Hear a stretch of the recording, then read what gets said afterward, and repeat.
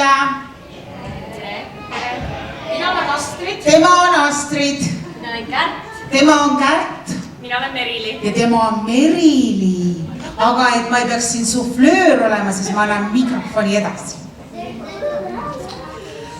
Meil on väga hea meel, et isegi väikseid punne on veel. Te pääsesite tudumisest või? Vedas!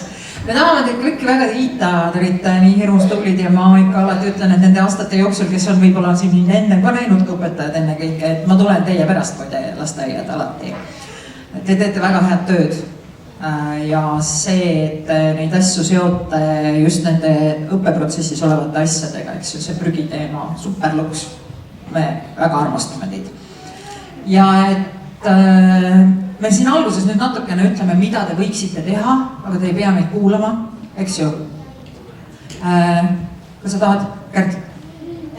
Ma kõigepealt tahaks tänada kõiki juhendajaid, sellepärast, et te olete tohutu suure töö ära teinud ja kõik lavastused olid terviklikud, arusaadavad, idee lugu jooksis, nii et selle eest väga suur aplaus kõigile juhendajatele.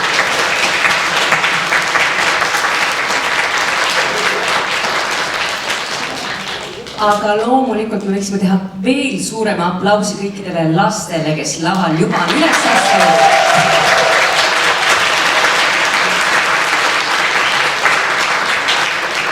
On olnud väga suur rõõm hommikust alates siin ruumis neid lavastusi vaadata. Nii. Või ütled, hakkame rääkima sellest? Me hakkame nüüd rääkima mingitest asjadest, mis tähelepanekud meil tekkisid. Esimene asi, ma kiidan kõiki, kes on mõelnud selle peale, et ka viimases reas istuvad inimesed, kes väga soovivad kuulda, mis lava peal toimub, nii et selge hääl, et sõnum jõuab siin kogu saali, see on väga hästi. Üks asi, mille peale võib-olla minu arust võiks mõelda, need näitlejad, kel parasjagu laval teksti osa ei ole, mis ülesanded neile on antud? Mida nad teevad sellel hetkel, kui nad teksti ei räägi. Sest nendel hetkedel sageli võib juhtuda niimoodi, et üks rändab ninna või keegi haigutab või keegi kutsub kedagi korrale siin kõrval ja minu fookus läheb kohe selle inimese peale ja ma ei kuula enam seda, mis räägitakse, vaid ma vaatan, mida teeb see näitleja, kes parasjagu teksti ei räägi. Nii et võite mõelda veel rohkem ülesandeid kõigile, mida nad parasjagu teevad, need näitlejad. Teksti osas selline mõte, et kui on mõnikord tekst on lapse jaoks raske ja sellisel juhul võib lasta lapsel võib-olla proovi situatsioonis jutustada seda teksti oma sõnadega. Nii et ta saaks aru, mida ta räägib ja siis on tal ka hiljem kergem seda kõike rääkida, sellepärast et ta teab, mis selle jutu mõte on. Võt, selline mõte, ma annan Astridile. Anname Astridile. Hästi. Astrid ütleb lihtsalt seda, eks ju, et ma saan aru, mõned lapsed ei tahagi tähelepanu ja me oleme väga tänulikud, et nad tulid laval peale. See on väga okei, see on kõik, suurepärane. Aga et mõnedel juhtudel see lava peale paigutamine, ma saan aru, te pole lava näinud, teil on nüüd väiksed majad võib-olla mingiste väikeste saalidega, ma olen kusagil käinud, eks ju, ja te saate seal paremini paigutada ja nii edasi, eks ju. Aga ma pakun ühe näitemängu teile. See näitemängu mäng näeb välja selline, et sa paned põranda peale täpid maleruudustikku. Ja siis sellesse maleruudustikku aeg-ajalt me jooksime kõik maleruudustikku, me kõnnime saalis vabalt, lihtsalt üksteise vahel ja siis järsku, seda võib teha muusikaga või plaksutamisega, järsku see kõik katkeb ja siis sa pead selle täpi peale seisma. Mõte on selles, et sa hakkad aru saama sellest, eks ju, et ma ei kata kedagi teist ümberringi ja kõik on näha.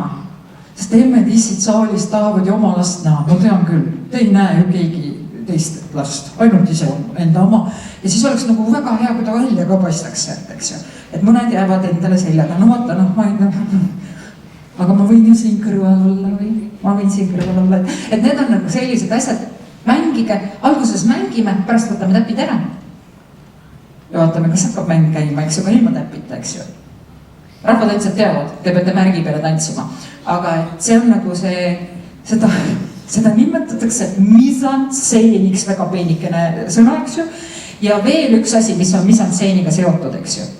Vaadake, inimese aju on niimoodi üles ehitatud, et kui midagi on igav, siis ta jääb magama. Ja kui te kõik olete ühe pikkused ilusad, eks ju, seisate ühes rivis ja seal ei teki mingisugust vahetust, eks ju, et üks võiks kükitada ja teine võiks seista ja millegi peale toetuda, eks ju. Noh, see on selline ja jälle seesama, mida Kärt ütles, see ülesande andmine, eks ju, et mul on seal kivi, ma toetan, eks ju, ja koheselt see vahe nagu muutub, et ka see on ülesande andmine, eks ju. Need on natuke keeruliseks, aga need on mängud. Ja üks mõte veel, et kui ma tulen lavale ja minu tekst on näiteks, et mul on väga igav, siis ma kujutan ette, et praegusel hetkel mul võibki olla väga igav. Aga kui ma olen hästi entusiastlik ja ütlen, mul on väga igav, siis te ilmselt ei usu mind, eks ole. Kui te peate ütlema laval tekstis, tekst on näiteks selline, et ma olen nii elevil, siis mõelge selle peale, mille pärast te tegelikult elevil võite olla. Ja pange see sinna mängu. Selline mõte ka. Üldiselt on tore. Aga mängu tore, tehke rohkem mängu, mängige seda rohkem mängu. Need on hästi kasulikud õpetussõnad ja katsetage neid enda proovides. Aga lõpetuseks siia veel üks tähelepanek, millega me tahame aitäh teile öelda. Lisaks lavastajale või juhendajale olete te kõik ju olnud ka kostüümikunstnikud ja dekoraatorid. Nii et väga-väga uhked lavakujundused, kostüümid, rekvisiidid on teil kõigil välja leiutatud, valmistatud ja kui siin on ka täiskasvanute puhul lastevanemate abi olnud mängus, siis lisaks juhendajatele ka aitäh emmedalissidele, kes on kodus õmmelnud ja lasknud kätel käia. Need on tõesti väga uhked olnud täna. Aitäh!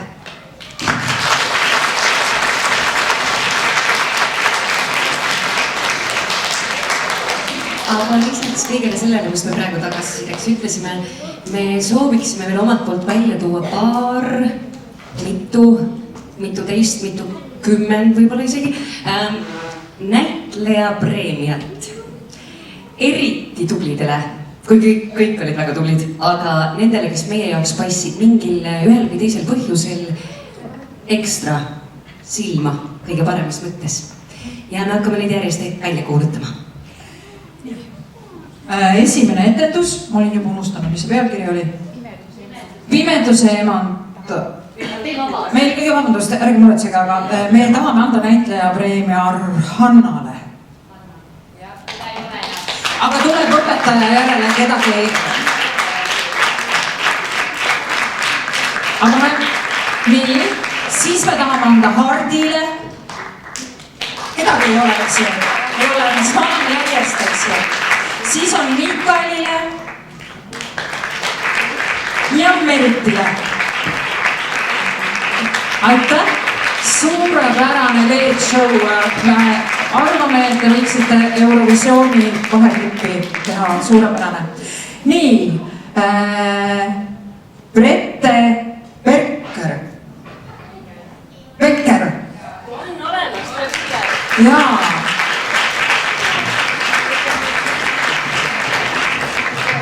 Kui tore. Siit antakse kätt sulle teiega.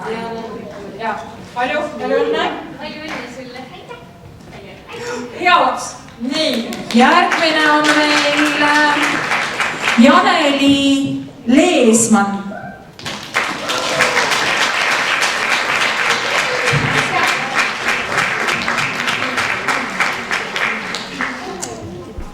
Nii. Ja järgmine, kes meile tuleb, on Ricardo Treia.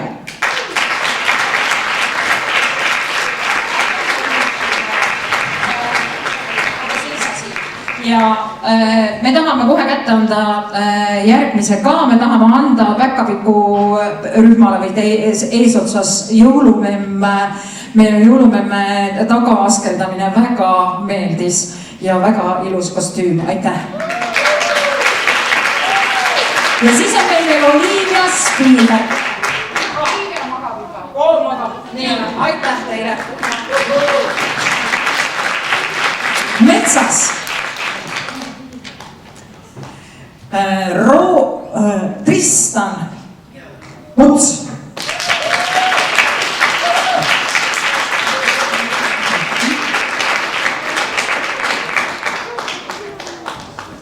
Taimeline, see on sulle.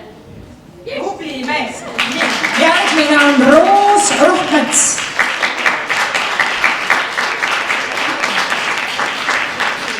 Kas Roos ka on? Oi, tere! Palju õnne! Siitpoolt ka. Ja siis Hanna-Grete Liivsoo.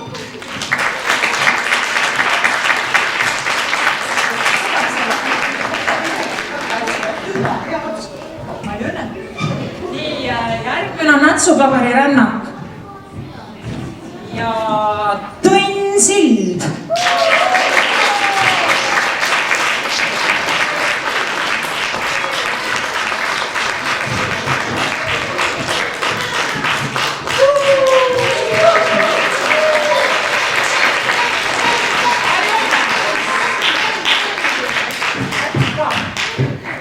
Nii, ja järgmine on meil Stella Hiiemäe.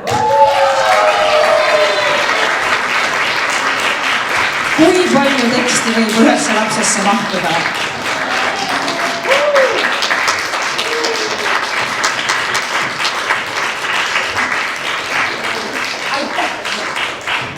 Nii, järgmine oli meil Nutipõlvest lapsepõlve ja Henry Jackson Gets.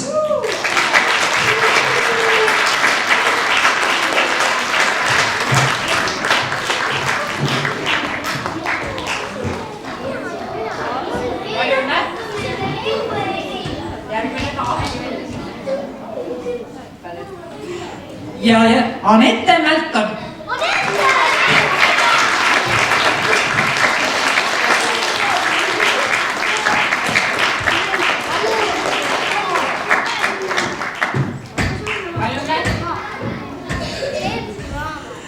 Nii, lugu sellest, kuidas Laine sõbra leidis. Demi.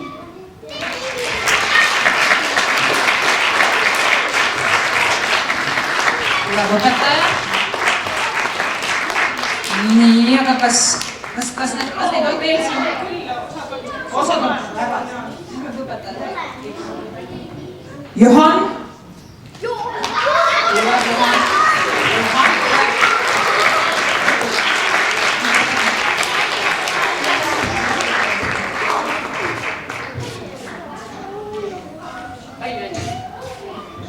Tubli mees. Ja Eleonora.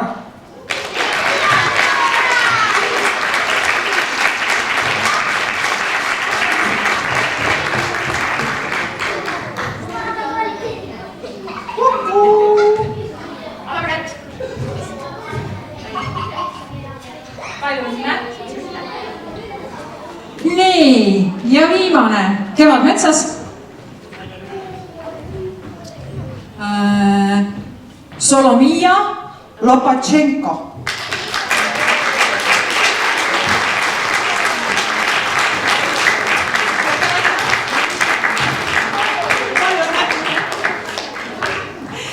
Ja siis Maritte Mälk.